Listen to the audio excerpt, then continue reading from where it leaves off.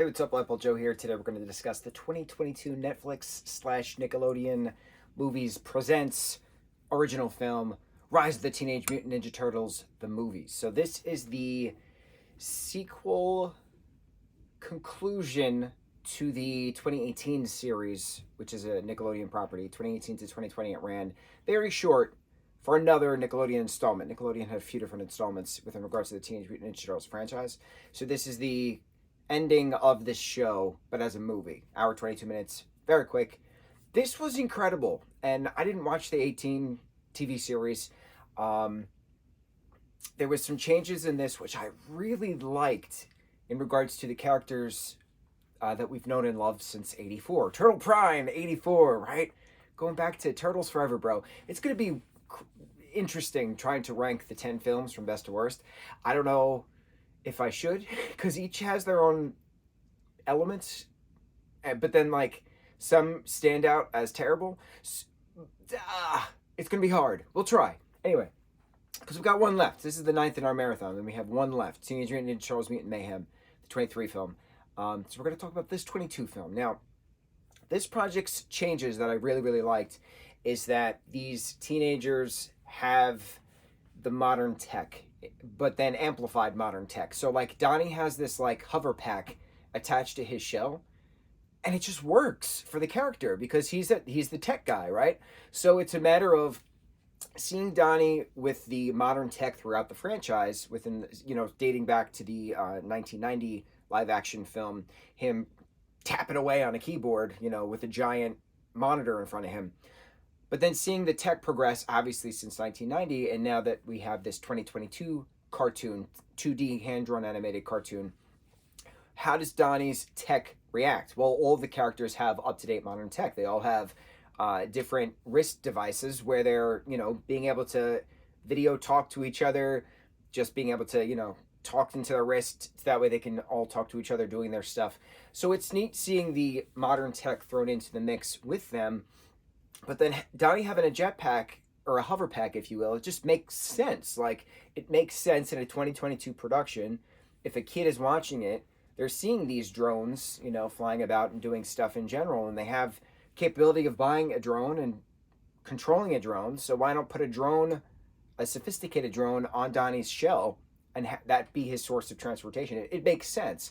But the other thing I really liked about this is that there's a mystical element about these turtles, which we haven't really seen before in the other films. So this is a different turtle verse, right? We've seen different turtle projects now, all culminating and explained through the '09 Turtles Forever film as different branched timelines of this turtle verse. So it's a new installment, it's a next installment. So I really like that these turtles have these mystical powers to them, and we start out in the future where the Krang dynasty, if you will, the Krangs as a species run by the main ruler, Krang, the Krang, have taken over the worlds. They're these aliens, and they've, taken over the worlds and enslaved humanity and all these things. And the turtles are just wiped out, and Leo's the last one left.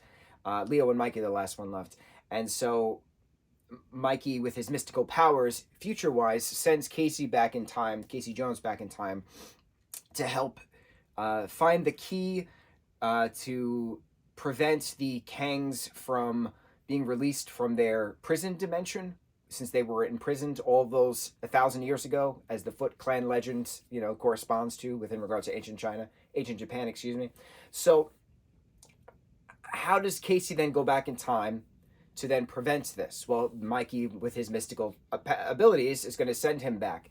So it's just interesting then having a future Casey Jones interact with these modern turtles in this early 20s time period, 2020s time period. So you have April O'Neil, you have the Turtles, you have Splinter, and then the key is inadvertently stolen in the midst of Casey coming back, to then have the Foot Clan release the Krang onto the planet to start this catalyst event. But then what happens? Well, if Casey's now here, the timeline is kind of skewed anyway, and therefore something new can happen. So the turtles aren't going to be wiped out if Raph is then taken by the Krangs and turned into this Krang zombie kind of creature, right? But he's still got the turtle inside of him. But that doesn't actually happen in Casey's future. So they know that they changed the timeline, but what happens next? How do you prevent this from escalating further? How do you prevent the Krang's technodrome from destroying humanity in this altered timeline, which now is because Casey was sent back in time by Mikey to prevent this from happening. So the Turtles' mystic powers are then wiped after they fight these Krangs in an initial blowout. Some Krangs come through in the initial blowout when Casey's sent back and the key is used to unlock. So the Krangs are now fusing with the foot soldiers to create these monsters, these mutants. The Turtles, April, Splinter, Casey, they're all working together as one nice 7 unit to then try to prevent this from further escalating, but it keeps escalating. And what happens when Raph is a zombie? Well, you have to fight the zombie. But how do you fight the zombie without killing the zombie? It's an interesting... How do we save humanity? What kind of sacrifice do we have to do in order to save humanity? Very interesting, very good heart kind of a moment to it. And then Leo realizing he has to sacrifice himself, with Casey then closing the door. If he can trap the main Krang leader in the other prison dimension, then therefore humanity will be fine and the rest of the Krangs will then just be gone with. So it works, but then Mikey is just devastated, and then their mystic powers start to come back, and he then just fights all that he possibly can and opens a new portal to get his brother out with the help of his brothers, so he doesn't disintegrate like he did when he, released Casey back in time because he was by himself. Now that he has Donnie and Raph with him, reformed turtle version Raph, no more zombie Raph, they can then work together to get Leo back to their time period.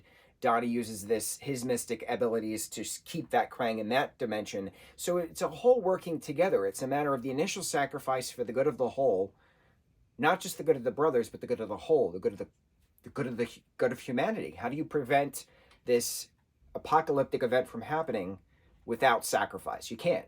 There has to be some kind of heroic sacrificial endeavor, good of the whole, we not me. So this was really cool. And then having Cassandra's character of Casey's mom being friends with April, and she's, helping destroy the Foot Clan that's been going around as the Krang events are happening as well, all within Manhattan. So it's just a very interesting, very quick culmination of a TV series, which I didn't watch. So from the 18 to 20 TV series, you have this 2022 finale, and I wasn't lost at all. Like, I didn't have to watch the 18 to 20 TV series. I probably could have appreciated the characters more if I did, because these characters are very specific to their own, but I really liked this mystic element brought to these turtles as a new endeavor.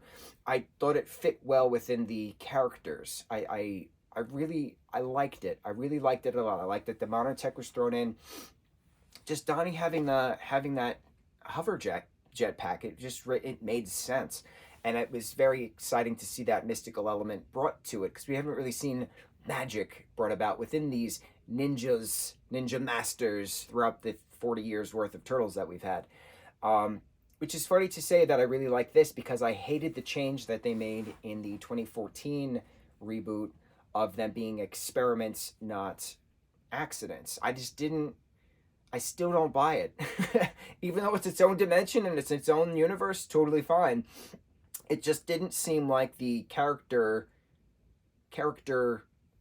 core, if that makes sense. The character core is that these turtles are accidents, not experiments. And I still couldn't get over the fact, even though the 2016 sequel film, Out of the Shadows, was incredible, but that was a direct culmination to the characters that we got, and I appreciate the character development from what we got. So, flip side of that is, why do I like the mystic element of these turtles way more than an experiment version of these turtles? It just makes more sense if you're bringing out these different mutations and different things, this different lore, right? You now have this, this particular film has this Krang dynasty coming in from a different prison dimension. So it's switching dimensions and it's coming through, and it brings that mystical side. Yes, the 2016 Turtles project has that Krang coming through another dimension. There's that portal thing bringing about, but it's explained more on a science front, not so much a mystical front. And that's fine. There's nothing wrong with that. But I feel like the mystic front makes more sense in regards to that. For instance, when we have the Doctor Strange Marvel universe brought into effect.